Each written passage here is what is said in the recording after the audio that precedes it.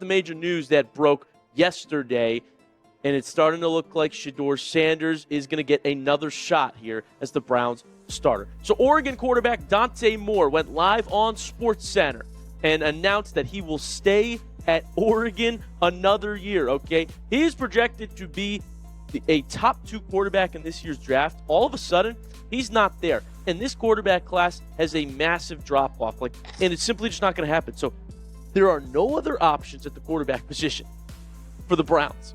Free agent market is very weak. I showed you guys that as well. It's Joe Flacco, Russell Wilson, Kenny Pickett, guys that we've had before, guys we don't want, Marcus Mariota, Aaron Rodgers.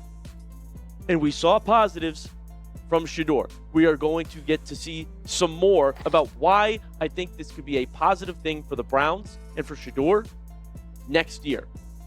He'll actually get reps in a full offseason with Cleveland this year, all right? Training camp reps. Throwing to the guys that he'll be out there with on game day. You can't tell me that doesn't matter. So here's what just went down. A Cleveland insider just dropped something that flips everything we thought we knew. Shedeur Sanders is apparently being groomed as the Browns starter for 20. All that criticism and doubt starting to sound pretty hollow right about now. You want to know why Cleveland keeps coming back to Shadur? It's not about the hype train. It's about what's actually happening behind closed doors. And honestly, I think this would be best case scenario. Let me break down why for you guys right here, right now. He's a 5th-round pick on a rookie deal. You've got nothing to lose. Okay, you don't have to go out and be a big spender in free agency. I mean, Malik Willis is probably the best option. And how good is he really? He was a backup this year. Not a lot of sample size for Malik Willis. We did see 7 starts from Shedeur Sanders, though, and more big plays. He's the best quarterback that we've seen on this roster this year. All right? And you want to talk about not really getting a fair shot, right? Why do we bring that up? Well, check out this photo, all right, of pressure percentage versus pressure to sack ratio. So the bottom line there, all right, your x-axis. Everything shifted when one quarterback decided to stay put with his current team. That move exposed just how shallow this quarterback class really is. The safety options everyone was banking on, they don't exist anymore. Free agency looks like a graveyard of recycled names and failed experiments. Cleveland's been down that road before and got burned every single time. While everyone else is scrambling, Shedur's right there. Learning the system, getting better, staying professional. He didn't bolt when things got tough. He didn't throw anyone under the bus. He just kept working and stayed prepared. The pieces around him are finally starting to come together in a way that might actually give him a legitimate shot. Shedur's all the way on the right side. He's getting pressure in his face over 40% of the time. Way more than any other quarterback in this league. However, pressure to sack ratio, right? How many of those pressures become sacks? Well, he's towards the bottom half of the league, all right? A little in between 20 and 25%. So he's getting pressured constantly and more than anyone else, and those pressures are not turning into sacks. That's a credit to his ability to evade pressure, to make plays with his legs, to get out of the pocket. More mobility than people thought he would have. We saw it this year with his legs. And by the way, he was never prepared to be the starter. All right, Kevin Stefanski didn't pick him. His goal was Dillon Gabriel as the starter after Flacco, and then we run away with our quarterback, and that's Dillon Gabriel. It's a joke. You thought it would work out that way? It was never going to work out that way. And so all of a sudden, he's thrown into a game. What drives me crazy is how fast people wanted to write him off before his story even began. The critics conveniently forgot about all the chaos surrounding him. Weak coaching decisions, limited practice opportunities, zero consistency in the game plan. This wasn't some accident either. Real decisions were made that hurt his development. Stefanski and the front office never fully committed. They played it safe with their systems instead of investing in their players. That approach destroys young quarterbacks every single time. Practice reps matter. Building chemistry with receivers matters. Having a full offseason to prepare matters. Getting meaningful snaps in training camp matters. Earning the trust of your coaching staff matters. But somehow people acted surprised when Shadur struggled in an environment that was never built for his success. That's not fair evaluation. That's setting someone up to fail and then blaming them for the results. The Browns they better draft and sign a load of offensive linemen, okay? You're going to draft hopefully one of the top prospects in the first round. And free agency, you better be aggressive. The whole O-line needs a revamping, okay? It's been awful. Then, we're getting a new head coach. Hopefully an offensive-minded head coach, one that could actually help unleash Shedeur. I think Stefanski was holding him back. Very conservative game plans. You know that. We watch the football games, all right? That's not who Shedeur Sanders is. He likes to make the big plays, and that's why some of them turned into blunders, some of them turned into 40, 50-yard completions. There's ups and downs, like I said, but there were ups. Finally, another thing Cleveland lacked that we should add this year, another stud wide receiver, all right? Jerry Jeudy is not that. So bring in a stud to help out the quarterback. You can't tell me that if all four of these things are addressed in the offseason, it won't look better. In fact, I guarantee you it'll look much better, but with a good offensive line. Every quarterback needs one in today's NFL. Now those same voices have gone quiet, or they're trying to act like this was always the master plan. Here's what I want to know though. If Shedeur was really that bad, why can't they find anyone better? If he wasn't worth developing properly, why does the franchise need him now? If practice reps don't actually matter, why do elite quarterbacks fight so hard for them? If Stefanski managed this situation correctly, why does it feel like they're starting over at the same position? And if all the doubters had it right from the beginning, why does everything that's happening now prove them completely wrong? This is where the whole situation takes a fascinating turn. When you strip away all the personalities and contract drama and media noise, the actual data starts painting a totally different picture. But before you can understand what Shedeur really brings to the table, you need to see exactly what kind of mess he was trying to navigate. This actually makes perfect sense for Cleveland when you step back and look at it logically. Shedeur's contract situation is basically risk-free. A rookie deal gives them flexibility instead of putting them in a financial corner. No desperate moves for overpriced veterans who couldn't cut it elsewhere. When you examine the other possibilities out there, none of them actually move the needle for your franchise. They're just expensive ways to delay making a real decision. Career backup quarterbacks stay in that role for obvious reasons. Shedeur, though, he's already shown glimpses of something special in the limited opportunities he got. Real arm talent, solid decision-making, genuine poise under fire. He didn't look overwhelmed out there. He didn't disappear when the lights got bright. Even with a tiny sample size, he brought more energy to that offense than anyone else they put on the field this season.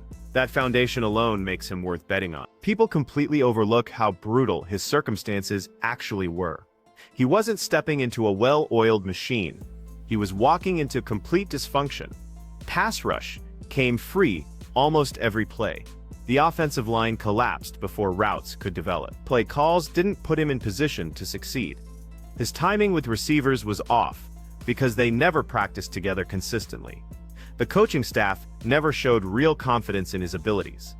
Despite all that chaos, he still stepped up in the pocket and tried to create something positive. That reveals a lot about his character. Most young quarterbacks crumble when everything around them is falling apart. He kept fighting. He absorbed punishment, adapted on the fly, made adjustments between series. That's not accidental. That's mental strength you can't teach. You don't give up on that kind of toughness just because the stat sheet wasn't pretty. No quarterback in history has succeeded when every snap feels like you're fighting for survival. This is where ownership needs to be completely honest about their intentions. If player development is really a priority, then prove it with actions. Construct a real foundation around Shedeur. Get him legitimate pass protection. Surround him with playmakers who can actually separate from coverage. Give him meaningful reps without looking over his shoulder every time something goes wrong. While they're at it, take a serious look at whether this coaching staff actually knows how to develop a young quarterback. Are they building trust or just talking about it in press conferences? Shedeur has already dealt with enough instability. He's earned the right to a proper structure, not another complete overhaul. If Cleveland really wants answers at the position, this is exactly how they find them. And there's one specific statistic that completely changes how you should view this entire debate. This number reveals everything, if you're willing to face the truth. Shedeur faced pressure on nearly every single dropback. Not occasional pressure, but relentless heat, more than virtually any quarterback in the entire league. But here's the thing that matters. Those pressures didn't result in sacks at the same rate as other quarterbacks. That's significant. That shows pocket awareness. That demonstrates mobility. That proves he has natural feel for the game. You don't survive that kind of constant chaos by luck. You survive because you know how to slide in the pocket, escape when necessary, and keep your vision downfield. Critics said he was a statue back there. They were completely wrong. People claimed he had no mobility whatsoever. Wrong again. The film already demonstrated it clearly. The statistics just back up what your eyes were telling you. Now let's address the preparation issue, because this is where the real failure occurred. Shadur was never given a legitimate opportunity to succeed. He was never treated like a genuine option for the future. First-team reps went elsewhere. Development time was limited. Trust was never established. Stefanski had his preferred plan locked in from day one. He didn't select Shadur in the draft. He didn't want him on the roster. When that original plan completely fell apart, Shadur got thrown into the fire cold.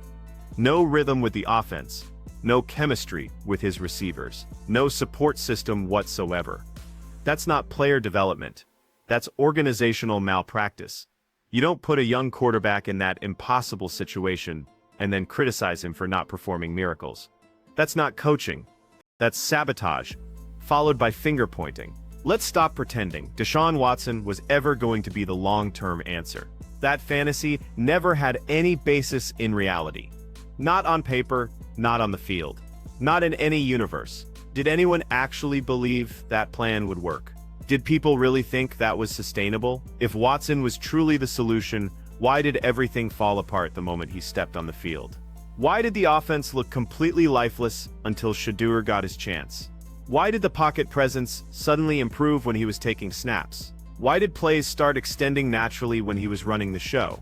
If Shadur was supposedly so limited, how did he handle more pressure than anyone else?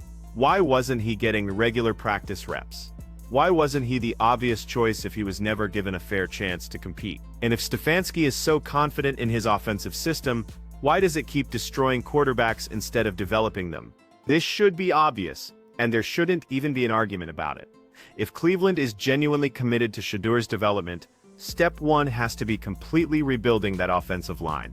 Not making minor adjustments or band-aid fixes, but tearing it down and starting over. That line was absolutely terrible, and everyone could see it happening. Missed assignments, late help arriving, free rushers getting home untouched. No quarterback can develop properly in those conditions, whether they're a rookie or a 10-year veteran. Shadur was literally fighting for his life on way too many plays. That's not football development. That's pure survival mode. If ownership truly believes he's their future, they need to use early draft picks on linemen and spend serious money in free agency. Be aggressive for once instead of bargain hunting. Protect your most important player first, and everything else becomes easier. Every successful team follows this formula. Every failed franchise ignores it, and then wonders why their quarterbacks struggle. Let's talk about the coaching situation, because this is where things went completely sideways. Stefanski did Shadur absolutely zero favors with his approach. Ultra-conservative play calling, keeping him on an impossibly short leash, no rhythm or flow, zero trust in his abilities. That system wasn't designed for a quarterback who thrives on timing, confidence, and making big plays happen. Shadur isn't a dink-and-dunk game manager. He sees opportunities downfield and takes his shots. Sometimes they connect for huge gains, sometimes they don't work out. That's exactly how young quarterbacks learn and grow. But Stefanski coached scared the entire time. He called plays to avoid mistakes instead of building up his players' confidence. That approach kills development and holds back natural talent. When things inevitably went wrong, Shadur caught all the blame while the game plan escaped any criticism. That's not real leadership. That's just deflection and excuse-making. Don't overlook the receiving core either, because that situation was just as problematic. Jerry Jeudy didn't transform anything when he arrived. He didn't elevate the offense or strike fear into opposing defenses. Calling him a difference maker is being extremely generous. Amari Cooper didn't provide much help either before he got traded away. These are the small details that quietly destroy quarterback development. Everyone loves to say, make better reads and improve your decision-making, but they ignore all the chaos happening around the position. Get Shadur a legitimate number one receiver. Give him someone that defenses absolutely have to account for on every single play. Provide him with an offensive line that actually gives him time to let routes develop. Stop undermining his progress with inadequate support and poor scheme fits. Handle all of those foundational pieces first, then evaluate his performance.